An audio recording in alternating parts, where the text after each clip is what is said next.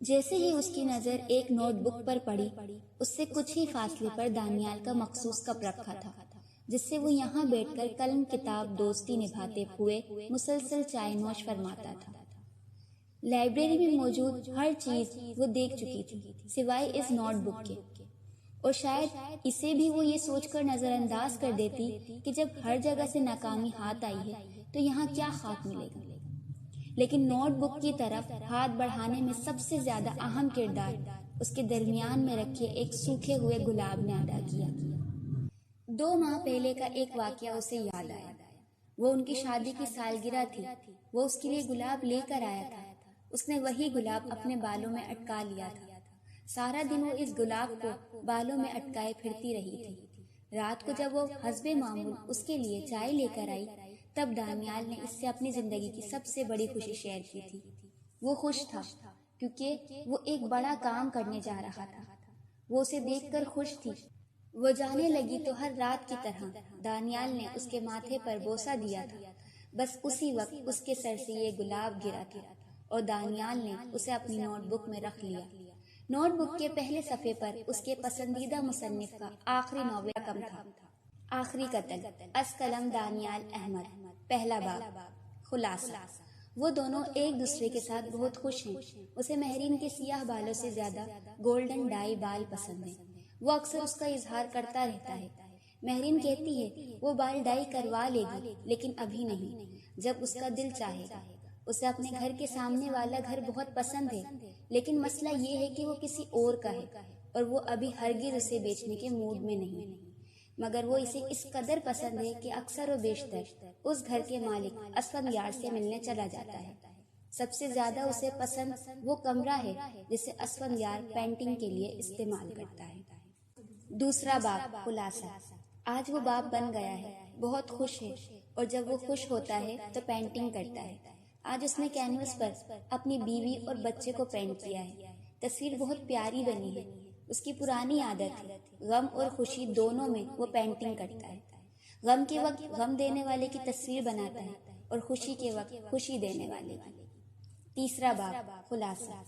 آج وہ گھر پہنچنے میں کچھ تاخیر کا شکار ہو گیا ہے، اور اوپر سے موبائل بھی چارج نہیں ہے جو گھر خبر کر سکے۔ گھر دیر سے پہنچا ہے، اور اندر پہنچ کر جو منظر اس کی آنکھوں نے دیکھا وہ اس کے لیے کسی قیامت سے کم نہیں تھا۔ مہرین اور حمزہ دونوں بری طرح زخمی پڑے ہیں۔ وہ ایمبولینس کے لیے کال کرتا ہے اور کچھ دیر بعد ہسپتال پہنچ جاتا ہے۔ بچہ دنیا سے رشتہ توڑ چکا ہے اور بیوی زخموں سے چور ہے۔ اسے نہیں معلوم کہ یہ سب کس نے کیا ہے، لیکن ان 3-4 گھنٹوں نے اسے ایک عام انسان سے ایک وحشی انسان میں بدل دیا ہے۔ اسے بدلہ لینا ہے، انتقام لینا ہے، اور قتل کا بدلہ قتل ہی ہوگا، وہ فیصلہ کر چکا ہے۔ چوتھا باب، خلاصہ۔ مہرین نے ہوش میں آتے ہی اسے ڈاکو کا حلیہ بتایا ہے۔ آج سے ان دونوں کی زندگی کا سب سے بڑا مقصد قاتل سے اپنے بچے کے قتل کا بدلہ لینا ہے۔ کئی ماہ کی خفیہ کوششوں کے بعد بالآخر وہ پتہ لگانے میں کامیاب ہو گئے کہ وہ ڈاکو کون تھا۔ وہ اس تک بس پہنچ ہی جاتا کیونکہ اس کے سر پر جنون سوار تھا، لیکن اس تک پہنچنے سے پہلے ہی ڈاکو جمشید ایک کارروائی کے دوران پکڑا جاتا ہے اور جیل چلا جاتا ہے۔ حاشر اپنے ملک کے اندھے قانون سے واقف ہے۔ وہ جانتا ہے کہ عدالت یا مصنفین اسے چند روپوں کے عوض رہا کر دیں گے، اسی لیے وہ فیصلہ کرتا ہے کہ بڑے شکار تک پہنچنے کے لیے پہلے چھوٹا شکار کرے گا۔ سارا صفحہ پلٹتی ہے، لیکن یہ کیا، اگلا باب جو یقینی طور پر آخری باب ہے وہ یہاں لکھا ہوا نہیں ہے، لیکن اسے اگلا باب پڑھنا ہے۔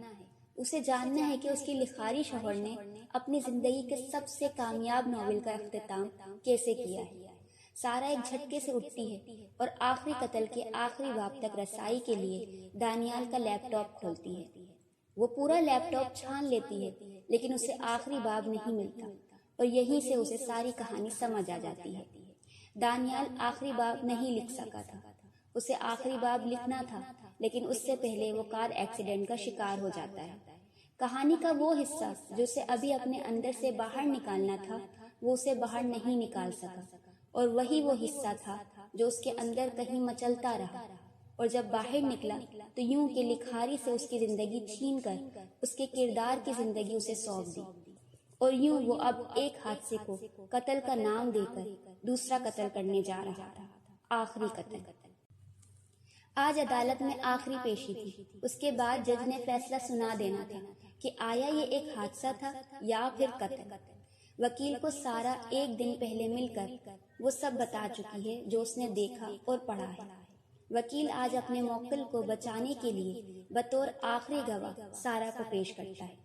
سارا کو کٹہرے میں بلایا جاتا ہے اور سچ بولنے کا عہد لینے کے بعد اسے اپنی بات کہنے کی اجازت دی جاتی ہے۔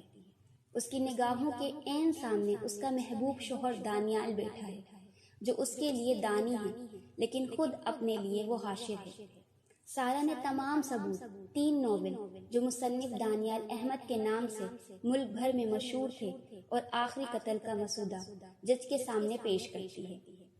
جج نے اس طرح کا کوئی کیس پہلی دفعہ دیکھا ہے، لیکن ثبوت سامنے ہیں، لہٰذا وہ دانیال کے اقبالی بیان کے بعد بھی دانیال کو اس کیس سے بری کر دیتا ہے، اور جسے دانیال قتل کہہ رہا ہے اسے حادثاتی موت ثابت کر کے کیس ہمیشہ کے لیے بند کر دیا جاتا ہے۔ دنیا میں وقوع پذیر ہونے والی کوئی بھی کہانی کبھی مکمل نہیں ہوتی۔ ہر کہانی میں ایک اور کہانی ہوتی ہے، ایک اور واقعہ ہوتا ہے جو اسے آگے لے کر چلتا ہے۔ دانیال کی کہانی بھی ابھی باقی ہے، کیونکہ ابھی اسے واپس اپنی حیات چاہیے اور آخری قتل کو بھی مکمل کرنا ہے۔ وہ گھر واپس آ چکے ہیں۔